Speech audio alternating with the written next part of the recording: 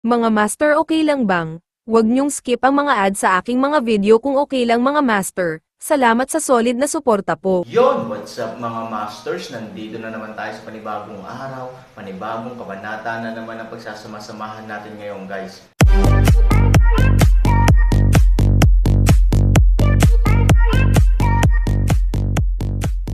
Bali mga masters, kung bago ka pa lang po sa aking YouTube channel, please click the subscribe button, lalong-lalo na po yung notification bell guys, para maging connected pa rin tayo sa isa't isa at maging updated kayo sa mga susunod ko pang video. Bali mga masters, bago natin umpisahan ng kwento ay mag-shoutout po muna tayo para sa mga solid nating tagapakinig. Shoutout kay Mario Francisco, shoutout kay Leomer Pabo. Yun na nga mga masters, no? Bali hindi na ito patagalin. In 3, 2, 1, let's go! Napakalinaw ng mga salita. Noon, sinabi sa akin ng maliit na itim na patpat na kahit na mawala ang kanyang katawan, sa kanyang kakayahan, tiyak na babalik siya. Noong mga oras na iyon, may isang walang kapantay na material sa harap naming dalawa, at mayroon pang isa, well, ang kahoy na panggatong ngayon. I don't need to say more about that peerless material, right? It's the current body of the little black stick. It's transformed from a hidden weapon na sumunod sa ating dalawa sa loob ng maraming taon. Sinabi nito na pagkatapos nitong sakupin ang pangunahing katawan, maghahanap ito ng isang magandang kinabukasan at gagamitin ito upang makabalik. I believed it, but in the end, he occupied it, and then I just found a fool like you. Nang marinig ito, halos hindi makahinga si Han Sanchen. Matagal itong umikot, at pinapagalitan ko lang ang sarili ko ng ganito. Damn, no wonder what you say is scoring yourself, but not all, it turns out. Itinuro si Sang at pinapagalitan si Y. Am I wrong? I can't even distinguish things clearly, at ang refinement ay mas mabangis pa sa tigre. Ang resulta ay 205. Hoy, sa totoo lang, hindi pa kita nakitang napakapilay. Panipi tuldok panipi. Nanatiling tahimik si Han Sanchen. Si Han Sanchen ay palaging pinapagalitan ang iba, ngunit ngayon ay maayos, na ginagawa siyang pipi. Pero tama rin ang sinabi nito, medyo adobo nga si Han Sanchen at mahilig maglaro pagdating sa pagpino ng mga armas. Hayaan mong sabihin ko sa iyo, kahit na ang malamig na puno na tinataglay ko ngayon ay talagang hindi kasing ganda ng katawan ng maliit na itim na patpat, tiyak na hindi ito ganoon kasama gaya ng sinasabi mo. The most important, bigla itong tumahimik. Ito ay ginawa Han Sanchen kaya hanggal, ito ay medyo masyadong maraming upang sabihin wala. At, ang pinakamahalagang bagay. Ano ang pinakamahalaga? Tanong ni Han Sanchen. Gusto mo malaman? Tumanggaw si Han Sanchen. Bakit ko naman sasabihin sa'yo? Naniniwala ka ba na susunugan kita? Pagbabanta ni Han Sanchen. Sunodin mo na lang, pero huwag mo akong sisihin sa hindi ko pagpapaalala sa iyo. Kung susunugan mo ako, ang maliit na itim na patpat ay tiyak na sabik sa iyo sa oras na iyon. Aba, hindi ito magiging seryoso. Sa karamihan, ako ay lalaban sa iyo, at pagkatapos ay tretuhin ka bilang isang panghabang buhay na kaaway. Ikaw, nanlumo si Han Sanchen. Sa unang pagkakataon sa kanyang buhay, pinamunuan siya ng ilong. Nakakadismaya, pero wala akong magagawa. Okay, then tell me, ano ba talaga ang gusto mong isuko at sabihin sa akin kung ano ang susunod? Sobrang simple lang. Simula ngayon, ako na ang sasabihin ko, at no refutation is allowed. Tumanggi si Han Sanchen, hindi yun gagana. Paano makokontrol ng iba ang taong may 7 talampakan? Higit pa, kung si Han Sanchen ay pinagbantaan na gumawa ng isang bagay na labag sa prinsipyo, ano ang gagawin ni Han Sanchen? Don't forget, your wife is waiting for your gift. If I tell you, I can guarantee that you will never be so busy there. Your wife can definitely have a perfect gift of her own. Present, paano na? Ang kondisyong ito ay talagang napakatokso. Kung tutusin, si Han Sanchen ay gumugol ng napakaraming oras at nauwi sa kabiguan. Kung may makapagpagtagumpay sa kanya, ito ay isang napakasayang bagay. Bukod dito, ang aking hiling ay matutupad din, at ang sorpresa ni Ivory ay dumating din ng maayos. Napakaganda. Gayunpaman, ito ay ganap na imposible para kay Han Sanchen na hindi lumabag sa ilang prinsipyo. Tuldok, Sa prinsipyo, hindi mo maaaring hawakan ang mga bagay. Gayunpaman, maaari kang gumawa ng iba pang mga kahilingan. Ganito ang hitsura ko, ano sa tingin mo ang maaari kong hilingin? Ngumiti ito ng hindi maalis-alis, hindi mo. Kailangang masyadong kabahan, gusto kong makinig ka sa akin, at ayaw kong makinig ka sa akin sa lahat, hinihiling ko lamang ito sa isang pagkakataon. Makinig ka sa akin. Nang marinig ito, sumimangot si Han Sanchen, na parabang naiintindihan niya ang ibig sabihin nito. Ibig mong sabihin, sa harap ng maliit na itim na patpat, magagawa mo ang anumang gusto mo. Pansamantalang tanong ni Han Sanchen. Nang marinig ito, sa wakas ay nasiyahan ito, hindi ka masyadong tanga. Oo, sa harap ng maliit na itim na patpat, hinihiling kong makinig ka sa akin nang hindi nilalabag ang iyong sariling mga prinsipyo. Upang maiwasan ang iyong pusong kontrabida, hindi ako natatakot na sabihin sa iyo, gusto ko lang na malaman ng maliit na itim na patpat na siya ay wala. Naunawaan ni Han Sanchen ang ibig sabihin nito, at walang mahirap tungkol dito. Gayunpaman, hindi siya ang nagdusa, nahirapan ang maliit na itim na patpat at huminahon, pero di bale. Okay, you can say it, I promise you. Para kay Ivory, kayang tiisin ni Han Sanchen ang kaunting hinaing na ito. Not to mention na inaakusahan si Sang at pinapagalitan si Wei sa mga oras na iyon, kahit natapakan niya ang sarili niyang mukha at magsalita ng ilang salita, hindi ito magiging problema. Sigurado ka ba? Tanong nito. Nakangiting sinabi ni Han Sanchen, kung ang isang ginoo ay nagsabi ng isang salita, mahirap abutin ang 4 na kabayo. Okay, sagot nito, sa totoo lang, napaka-espesyal na material ang malamig na kahoy.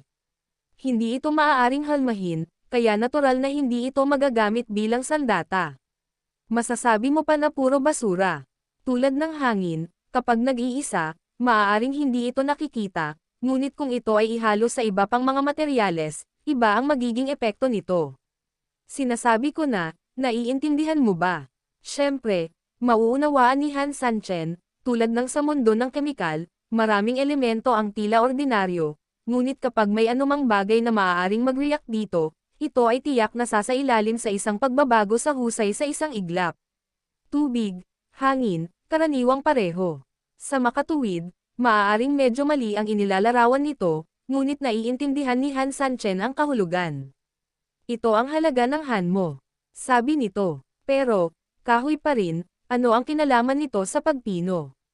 Medyo nalilitong tanong ni Han Sanchen. Ang pagtunaw ng bakal ay hindi lamang paggamit ng apoy at metal, naiintindihan mo ba? Huwag mong gamitin ang iyong stereotype na impresyon upang gumawa ng anumang pagsusuri na iyong iniisip, na hindi lamang magmukhang tanga, ngunit higit sa lahat, ito ay gagawin kang maraming mga bagay na ganap na hindi maintindihan. Nang marinig ito, tumanggo si Han Sanchen.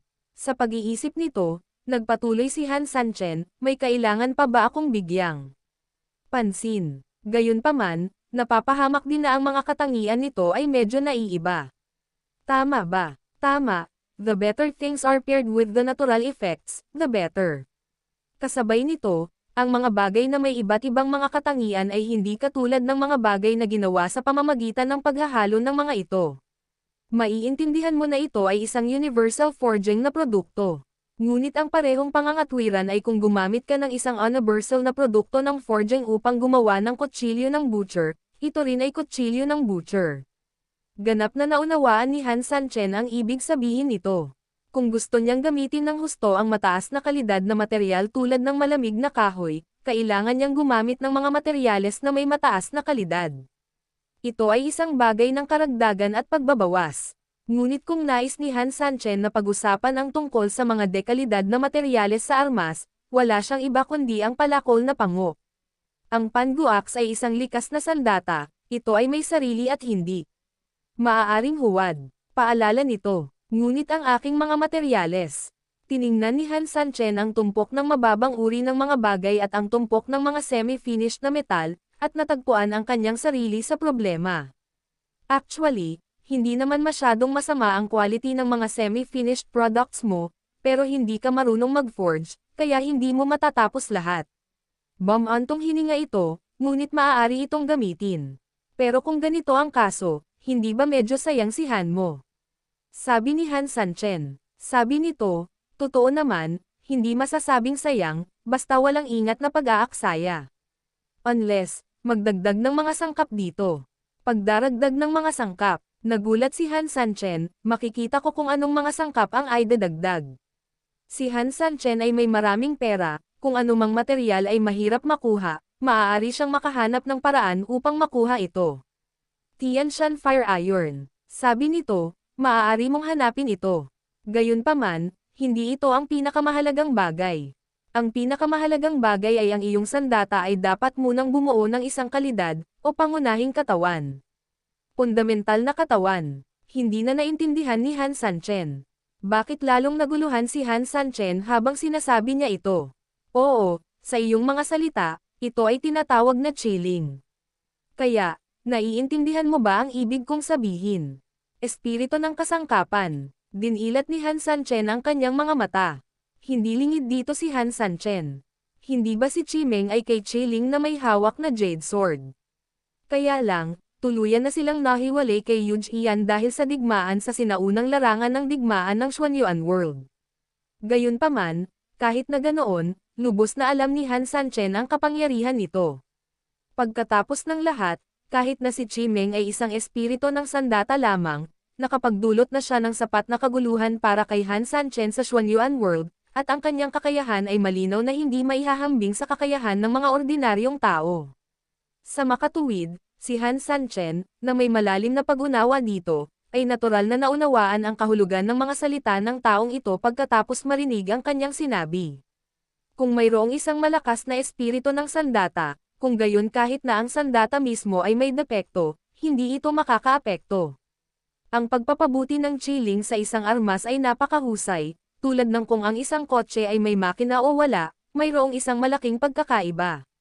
Ang iyong kotse na may makina ay tinatawag na isang kotse, ngunit sa kabaligtaran, walang makina, kahit na ang pinakamahusay na kotse ay isang tumpok lamang ng bakal. Kaya, ang ontologically na ito ay isang malaking pagkakaiba sa husay. Ngunit ang tanong, saan ko mahahanap ang espiritu ng sandata? Nakita na ni Han Sanchen si Chiling dati, ngunit hindi pa niya ito nakilala. Pagkatapos ng lahat, si Han Sanchen ay hindi kailanman nagkaroon ng pagkakataong hawakan ang mga bagay na ito. Mahirap para sa mga ordinaryong tao na makita si Chiling, ngunit madali din itong makita. Sabi nito, ang espiritu ng sandata mismo ay talagang isang uri lamang ng espiritu, ngunit ito ay tinatawag na espiritu ng sandata dahil ito ay nakakabit sa sandata. Ngunit ang ganitong uri ng bagay, hindi lamang anumang pusa o aso ay maaaring maging isang espiritu ng kasangkapan. Kung tutuusin, bilang isang espiritu ng sandata, ang unang bagay ay sapat na malakas, kung hindi, hindi ka tinatawag na espiritu, ngunit isang simple lamang. Tinatakpan ito sa sandata. Sa makatuwid, ang pangangailangan sa puntong ito ay naging lubhang mataas, na siya ring tunay na kahulugan ng mga salita nito. Si Han Sanchen ay medyo walang magawa, at umiling, naiintindihan ko ang sinabi mo, ngunit sa totoo lang, mas naiintindihan ko ang kahirapan dahil naiintindihan ko ito ng mabuti. Kung ano ang itatanong mo, hindi ko magagawa. Minsan, ang pinakadesperadong bagay sa mundo ay ganito. Malinaw mo itong nakikita, ngunit hindi mo ito mahawakan. Kung ganoon wala akong gagawin. Walang magawang sabi nito. Lahat ng masasabi ko sa'yo, nasabi ko na. Kung hindi mo kaya, kulang ang materyales mo, at walang kinalaman sa akin. Bumantong hininga, tumanggo si Han Sanchen. Kung ganoon, tila pansamantalang may set-up lang ang mga armas para kay Ivory. Tulad ng para sa natitirang follow-up, ang lahat ay maaari lamang maperpekto ng dahan-dahan. Ang mga materyales ay kailangang mahanap muli, at si Chiling ay maaari lamang tumingin sa mukha. Sa pag-iisip nito, kahit na medyo nadismaya si Han Sanchen, nangangahulugan din ito na ang sandata na ginawa para kay Ivory ay maaari lamang itago pansamantala. Ngunit si Han Sanchen ay talagang hindi magkasundo. Hindi niya kailangan ng mga armas, ngunit ang kanyang determinasyon na bigyan si Ivory ng mga armas. Bigla, nang si Han Sanchen ay sobrang nanlumo, bigla siyang sumimangot, mukhang may mali. Halatang nabigla ito, medyo naguguluhan, anong meron? Para akong naliligaw dahil sa mga paa mo. Agad na nagmuni-muni si Han Sanchen. Tingnan mo, kahit na mayroon akong espiritu ng sandata ngayon, ano? Ang malamig na kahoy ay inookupahan mo ngayon, kaya hindi ko magagamit ang malamig na kahoy. Damn, ito ay magtatagal, at sa huli ay palaging may isang link na hindi maaaring gumana. Sinundan ko ito at nag-alala tungkol dito sa loob ng mahabang panahon, at sa wakas ay napagtanto ko na ang lahat ay mali, at ito ay hindi isang closed loop sa lahat, kahit na paano lumiko. Si Han Sanchen, sa huli, palaging magkakaroon ng mga pagkakamali si Han Sanchen iniisip, ganun ba talaga? Han Sanchen ang pangalan mo, tama ba? Narinig ko mula sa maliit na itim na patpat na medyo matalino ka, bakit ang tanga mo ngayon? Hindi sapat na pag-usapan ang tungkol sa iyong katanyagan, ngunit sa palagay ko ito ay maaaring tulad ng isang kasabihan, mga tao, sa harap ng mga bagay na gusto nila, lahat sila ay walang utak. Kayo rin. Sa palagay ko, kung ang bagay na ito ay hindi ibinigay kay Ivory, hindi ka sana magiging ganito, Sankey, hindi ba bigla siyang nagkaganito, hindi ba? Understand. Bagamat talagang nakakainis na kutsain ito ng napakalamig, ngunit pagkatapos ng pag-iisip tungkol dito, naramdaman ni Han Sanchen na dapat siyang pag-alitan. Ayon, sobrang tanga niya na hindi niya naaninag ang kahulugan ng mga salita ng ibang tao. Hindi halata, pero sinasabi nito kay Han Sanchen na isa siyang espiritu. Ang malamig na kahoy ay isang materyal, kung ito ay gagamitin, ito mismo ay walang lugar upang itaas ang espiritual na katawan nito. Sa kabaligtaran, isa itong closed loop sa sarili nito, ngunit hindi ito inisip ni Han Sanchen mismo. May mga espiritu, materyales, at bisikleta. Lahat nandoon. Damn, ang tanga ko talaga kaysa sa asno. Hindi makapagsalita si Han Sanchen. Matagal nang sinabi sa akin ng mga tao ang lahat ng proseso, ngunit ako ay tanga at hindi basura. Naiintindihan na ngayon. Malamig na sabi nito. Mabilis na tumango si Han Sanchen. Hey, I see, then I have the courage to ask, anong reward ang gusto mo? Ngayong iisa na sinahan mo at chilling, natural, kailangang magmakaawa sa kanya ni Han Sanchen. Ano ang gusto mong itanong ko? Balik tanong nito. Umiling si Han Sanchen, paano niya nalaman iyon? Tama na, napangiti ito ng mapait, actually, hindi ko na inisip iyon ng ilang sandali. Kung gusto mo ng sobra, mawawalan ka ng pera. Wag na, I'm not worth it. Ngumiti si Han Sanchen, bueno, sabihin mo sa akin pagkatapos mong pag-isipang mabuti. Paano naman? Huwag. Tumanggi ito, napakasakit na maging Pino bilang isang sandata. Bukod pa rito, hindi ako magiging walang ambisyoso gaya ng maliit na itim na patpat, at maging paan ng aso ng isang tao. Sa pagsasalita tungkol dito, puno siya ng paghamak. Nagulat si Han Sanchen. Hindi mo kailangang gawin iyon. Anyway, pamilya din tayo. Tsaka wag mong kakalimutan, tutal, akin na ang malamig na punong ito, kung hindi ka pumayag, gamitin ko na rin ang malamig na puno, at baka hindi masyadong maganda ang sitwasyon mo noon, di ba? Tingnan mo, sinusundan ako ngayon ng maliit na itim na patpat, at sinusundan mo ang asawa ko, hindi naman ganoon kasama sa pangkalahatan, di ba? Mag-asawa kayo, at mag-asawa din kami ni Su Yingxia. Hindi ba ito ang ganap na paliwanag ng langit at lupa? Well, I'll still keep that condition. As long as you think of any request in the future, you can just mention it. As long as it doesn't violate the principle, I can do it. Ang mga salita ni Han Sanchen ay halatang nagbabanta, ngunit sa parehong oras ay nagbigay sa kanya ng sapat na mga hakbang upang bumaba. Ang pagkilos ng matigas at malambot ay ang pinakamahusay na patakaran.